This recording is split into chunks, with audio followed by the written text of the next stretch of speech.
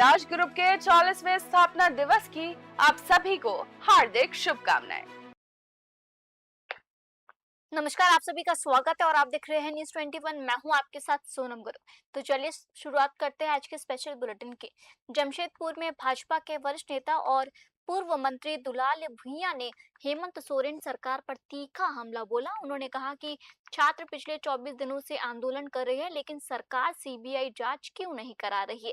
भुइयां ने चेतावनी दी है कि छात्रों पर या उनके परिवारों के साथ कोई अनहोनी हुई तो इसकी पूरी जिम्मेदारी मुख्यमंत्री हेमंत सोरेन और राहुल गांधी की होगी। उन्होंने आरोप लगाया कि जेपीएससी और जेएसएससी में बड़ा सौदा हुआ है, जिससे गठबंधन के कई बड़े लोग फंस सकते हैं। भुइयां ने कहा कि छात्रों ने कफन बांध लिया है और वे अपना हक लेकर रहेंगे। वहीं स्वास्थ्य मंत्री इरफान अंसारी पर तंज कसते हुए उन्हें जोकर मंत्री बताया और कहा कि विभाग की जांच हुई तो मंत्री भी मुश्किल में पड़ सकते हैं। भाजपा इरफान अंसारी को फ्री ट्रीटमेंट देने को तैयार है। जमशेदपुर से विनोद केसरी की रिपोर्ट।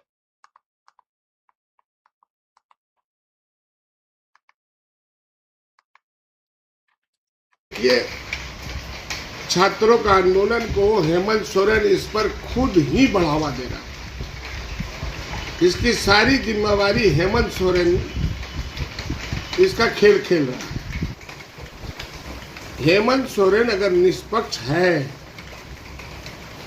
बेदाग है, इसकी सरकार बेदाग है, इसकी मंत्री बेदाग है, इसकी अफसर बेदाग है, तो अब सीबीआई जांच क्यों नहीं कराना चाहते हेमंत बाबू? क्यों डर हैं? क्यों पीछे भाग रहे हैं? अब किसके इंतजार कर रहे हैं? छात्र बेचारे अपने 24 दिन हो गया, झारखंड के छात्र लोग आज रोड में आ गया, आंदोलन में आ गया। जब उसका बाप लोग आ जाएगा तीर धनुष लेकर, तो हेमंत सोरेन कहाँ छिपेंगे? बच्चा लोग के साथ आप उसके हैं। ये बढ़ते अगली खबर के कोडरमा के तिलिया थाना क्षेत्र के इंदरावा झरनाकुंड में बैंक लूट की योजना बना रहे अपराधियों और पुलिस के बीच बीती रात मुठभेड़ हो गई। पुलिस की जवाबी कार्रवाई में एक अपराधी के पैर में गोली लगी है। वहीं अपराधियों को पकड़ने के दौरान तिलिया थाना प्रभारी विनय कुमार भी पैर में चोटिल हो गए। पुलिस ने कार्रवाई करते हुए मौके से 4 आरोपियों को हिरासत में ले लिया। प्रारंभिक जानकारी के मुताबिक हिरासत में लिए गए सभी आरोपित बिहार के सिवान जिले के रहने वाले बताए जा रहे हैं। पुलिस अब आरोपितों से पूछताछ कर रही है और बैंक लूट की साजिश से अन्य लोगों की भूमिका की जांच की जा रही है। कोडरमा से प्रभु कुमार राणा की रिपोर्ट।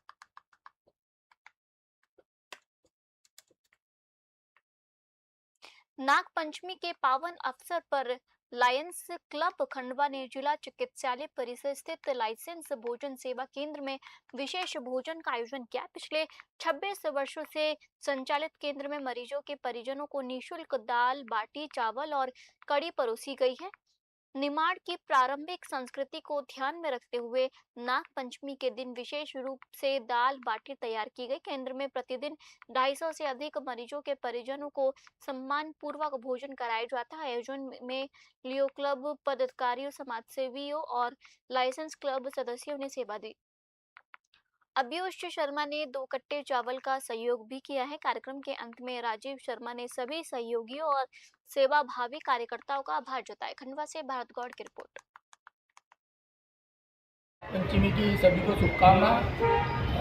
जैसा कि विदित है कि लायंस जो क्लब है सामाजिक गतिविधियों में भाग लेता ही है, लेकिन एक वर्षों से परंपरा मध्य प्रदेश का अपने आप में एक अनूठी मिसाल है कि वर्षों से लगातार 23 से 25 सालों से आज हम देखते हैं कि जिला अस्पताल के अंदर जो मरीजों के परिजन आते हैं और मरीजों के साथ और अन्य भी जो यहाँ पर ज़रूरतमंद है उनको वर्षों से भोजन कराने की यह परंपरा चल रही है। सुबह शाम दोनों टाइम निःशुल्क भोजन कराया जाता है। त्योहारों पर निश्चित तौर पर अलग अलग प्रकार के जिस प्रकार का यहाँ पर मिष्ठान वगैरह बनते हैं, जैसे आज नाग पंचमी दाल बाटी चूरमा बनाई गई है। निश्चित तौर पर मैं लायंस क्लब को बहुत बहुत बधाई और धन्यवाद देना चाहता हूँ कि उनके प्रयासों से लगातार जो ये सेवा चल रही है ये कहीं ना कहीं एक पुण्य कार्य है और सामाजिक बंधुओं के सहयोग से ये पूरी की पूरी व्यवस्था निःशुल्क मरीजों के परिजनों को, मरीजों को, जरूरतमंदों को प्रदान की जा रही है। विजयदशमी की सभी को शुभ।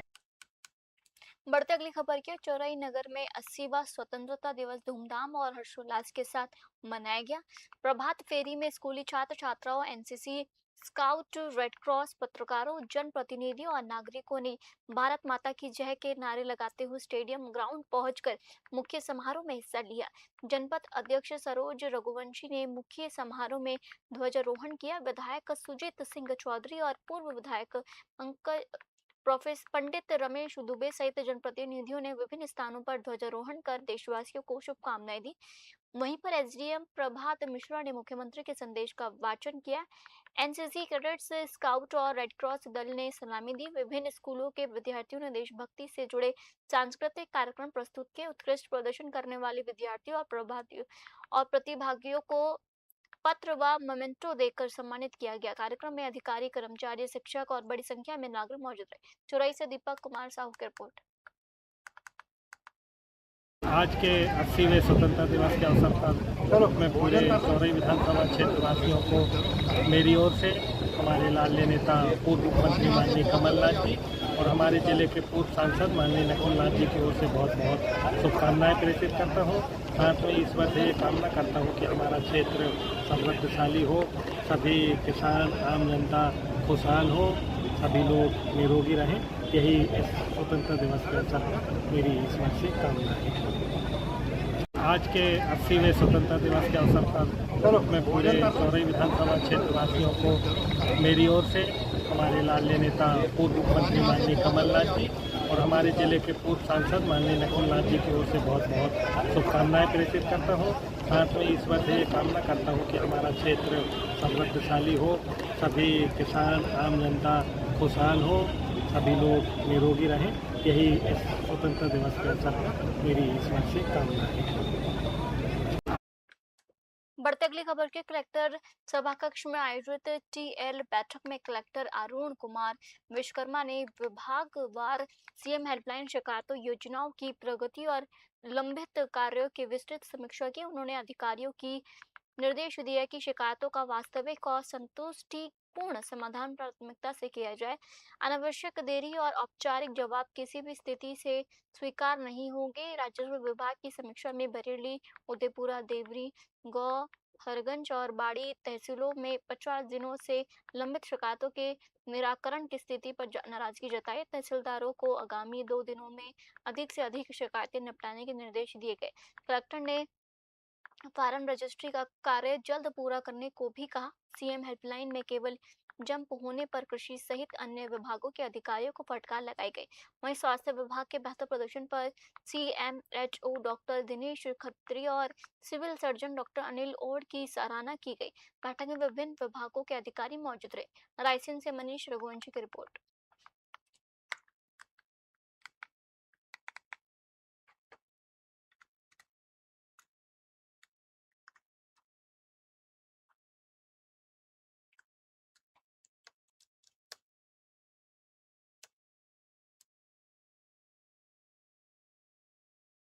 बढ़ते अगली खबर की ओर। छिंदवाड़ा में अन्नपूर्णा रेस्टोरेंट पूजा लॉन में आदिवासी महोत्सव 2026 का आयोजन किया गया। कार्यक्रम में जिले की गौरव पूर्व राज्यपाल सुश्री अनुसुईया उइके मुख्य अतिथि के रूप में शामिल हुई। विशिष्ट अतिथियों में आईपीएस अधिकारी निवेदिता गुप्ता, राजा शंकर शाह, विश्वविद्यालय के कुलगुरु प्रोफेसर इंद्र प्रसाद त्रिपाठी और रोटरी क्लब के असिस्टेंट गवर्नर रोटे विनोद तिवारी सहित कई गणमान्य नागरिक मौजूद रहे। महोत्सव में आदिवासी संस्कृति, लोक परंपराओं, संगीत, नृत्य और आधुनिक प्रस्तुतियों का सुंदर संगम देखने को मिला। आदिवासी फंक्शन शो कार्यक्रम का प्रमुख आकर्षण रहा, जिसमें महिलाओं और युवतियों ने पारंपरिक आदिवासी परिधानों में रैंप वॉक कर अपनी संस्कृति की विविधता और खूबसूरती को प्रदर्शित किया। कार्यक्रम में मौजूद लोगों ने प्रस्तुतियां की सराहना की और आदिवासी कला एवं परंपराओं को संरक्षित करने के प्रयासों की प्रशंसा की। छिंदवाड़ा से मनीष इंगोले की रिपोर्ट।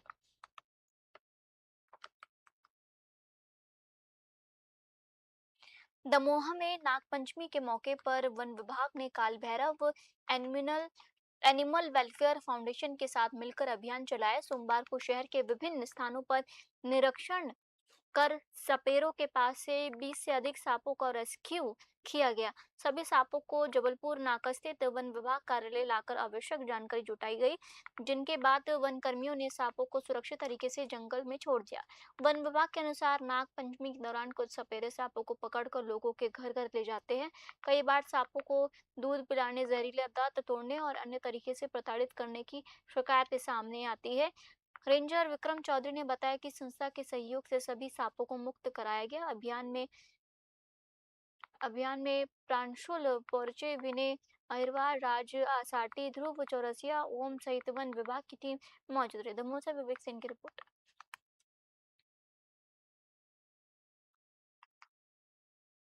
बढ़ते अगली खबर की ओर। मानपुर ब्लॉक ग्राउंड में नागपंचमी के अवसर पर कुश्ती महामुकाबले का आयोजन किया गया। प्रतियोगिता में क्षेत्र भर से पहुंचे पहलवानों ने शानदार दाव पेच और दमखम का प्रदर्शन किया। मुकाबले को देखने के लिए मानपुर सहित आसपास के क्षेत्रों से बड़ी संख्या में कुश्ती प्रेमी और दर्शक पहुंचे।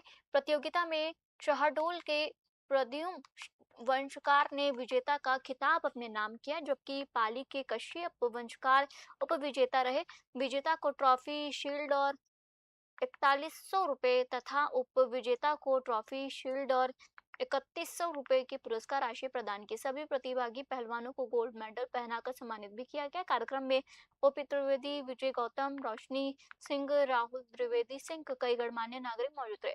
आयोजन समिति ने कहा कि कुश्ती पारंपरिक खेल संस्कृति का महत्वपूर्ण हिस्सा है और ऐसे आयोजन खिलाड़ियों को प्रतिभा दिखाने का बेहतर मंच देते हैं। मानपुर से राहुल शुक्लानी की रिपोर्ट।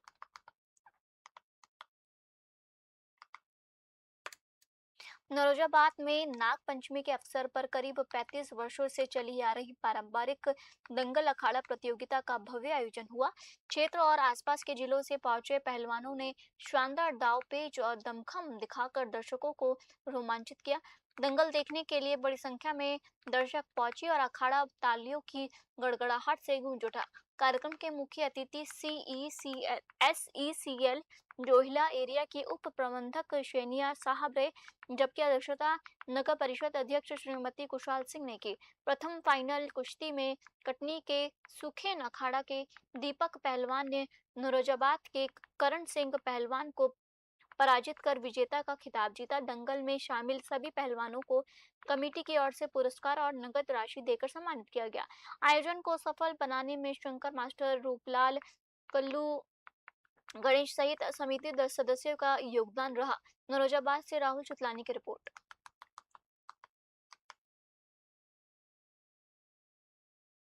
दमोहा हटा मार्ग पर लुहरी गांव के पास बुधवार सुबह तेज रफ्तार यात्री बस अनियंत्रित होकर सड़क किनारे उतर गई। हादसे के बाद बस में सवार यात्रियों के बीच चीख पुकार मच गई। गनीमत रही कि बस पलटी नहीं और बड़ा हादसा टल गया।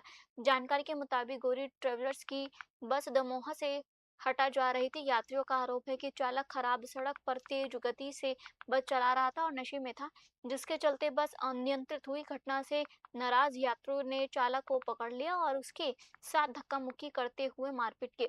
यात्रियों ने चालक का लाइसेंस भी मौके पर चेक किया। घटना की सूचना हटा थाना पुलिस को दी गई। पुलिस मामले की जांच कर रही है और चालक के नशे में होने के आरोपों की भी पड़ताल की जा रही है। हादसे में किसी यात्री के घायल होने की जानकारी सामने नहीं आई है। दमोह से विवेक सेन की रिपोर्ट।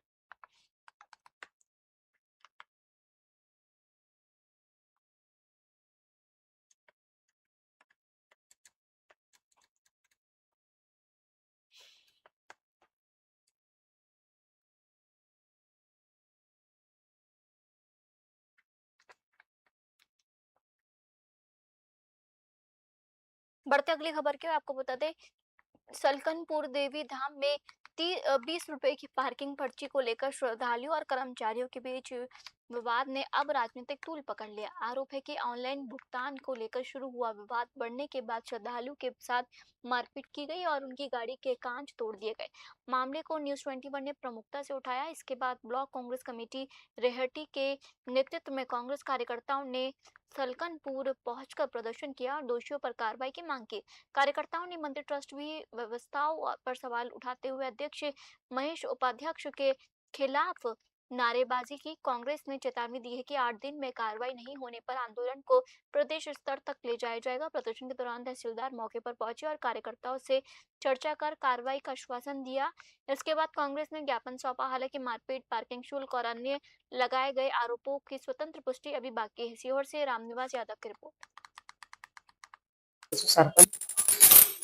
दो तीन दिन पहले ये जो घटना घटी है, श्रद्धालु बाहर से यात्री जो माँ के दर्शन करने आए थे, जिसमें एक छोटी सी बात थी, 20 रुपए की जो रसीद नीचे कटती है, उसमें वो लोग केस मांग रहे थे और वो श्रद्धालु जो थे वो ऑनलाइन पेमेंट करना चाह रहे थे। इतनी सी छोटी सी बात में उन मंदिर ट्रस्ट के कर्मचारी ने उन लोगों के साथ मारपीट करी है, उनके सर फोड़ दिए। क्या है पूरा मामला? माता जी के दरबार में दूर दूर से श्रद्धालु दर्शन करने आते हैं, उनका आशीर्वाद प्राप्त करने आते हैं। विगत दिनों यहाँ देवास से कुछ श्रद्धालु आए थे, जिनके साथ यहाँ बहुत ही अभद्र व्यवहार किया गया, उनके साथ मारपीट की गई, और वो भी मात्र 20 रुपए की वाहन वसूली को लेकर, तो जो कि पूरी तरीके से अवैध है। और इस पे यहाँ के जो ट्रस्टी हैं महेश उपाध्याय जी, उनका उन गुंडों को संरक्षण प्राप्त है। में घटना हुई है, ये बहुत ही निंदनीय घटना। कुछ बाहर से यात्रीगण दर्शन करने के लिए आए थे, उन लोगों को 20 रुपए की रसीद के नाम से, वो रसीद अवैध है, पूर्ण रूप से अवैध है। न तो उसमें किसी प्रकार का कोई नियम, कानून या धारा लिखी हुई है। उस रसीद के नाम पर उनके साथ धमकी गई और दर्शन कर लौटे, तो उनसे कुछ गुंडे जो मंदिर के कर्मचारी हैं, उन्होंने अभद्रता की और डंडों से बहुत बुरी तरह पिटाई की। ये बहुत ही निंदनीय